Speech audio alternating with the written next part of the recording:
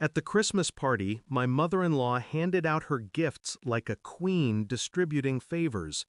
Perfume for my wife, a watch for her son, cash for her nieces. Then she handed my 6-year-old son a box.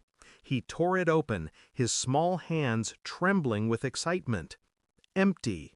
No paper, no toy, no note. Just an empty white box, hollow and cruel. He looked up at her, confused. She smiled thinly. Maybe now he'll learn not to be greedy. Laughter rippled through the room. My wife smirked, brushing imaginary lint from her red dress. That boy doesn't need anything, does he? The words cut deeper than I expected. My son's eyes filled with tears. His lower lip quivered, but he said nothing. He just stared at that box like it was proof of something I hadn't wanted to see. I stood, calmly, quietly. I looked at my wife, then at her mother. No one noticed when I left. That night I couldn't sleep. I replayed the moment again and again, the laughter, the humiliation, the flicker of cruelty in my wife's eyes. Something wasn't right. It wasn't about the box. It was about the way she looked at my son. Detached, irritated, like she was tolerating him for someone else's sake. She used to look at me that way, years ago, before we married. Before her mother began whispering that I wasn't their kind. I went to my son's room. He was asleep, clutching a toy car. The empty box lay on the floor. I picked it up, and underneath the flap, written faintly in pen, was a date, 2 months before his birth. A date that meant nothing until I remembered where my wife had been then. A conference in another city.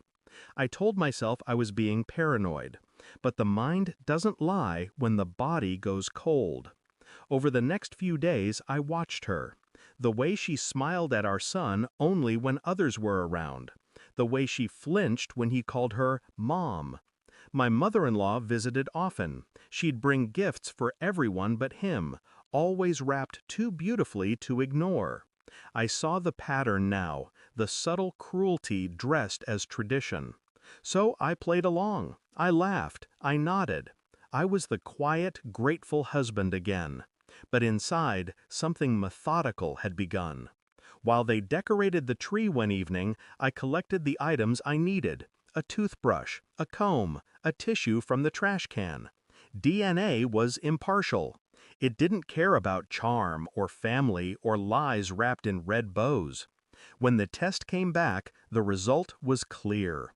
Probability of paternity, 0. The words didn't wound me. They confirmed what I'd already started to know.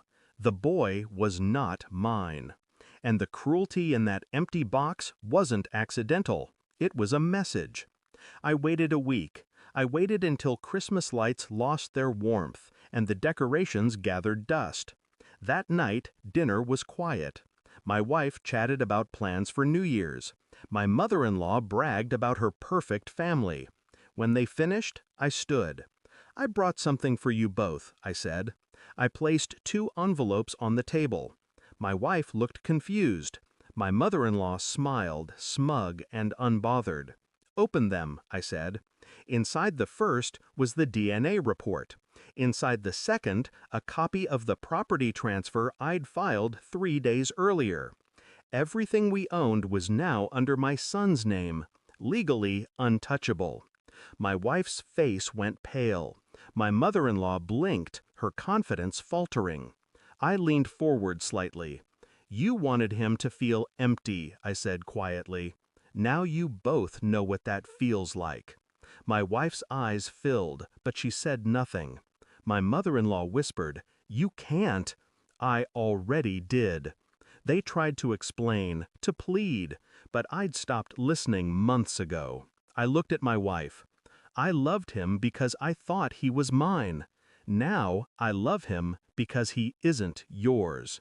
She flinched. Her mother's lips parted, but no sound came out. I continued calmly, almost kindly.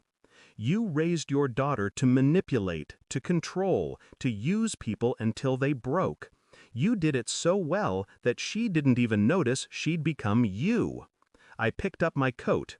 You both taught me what love isn't. For that, I'm grateful.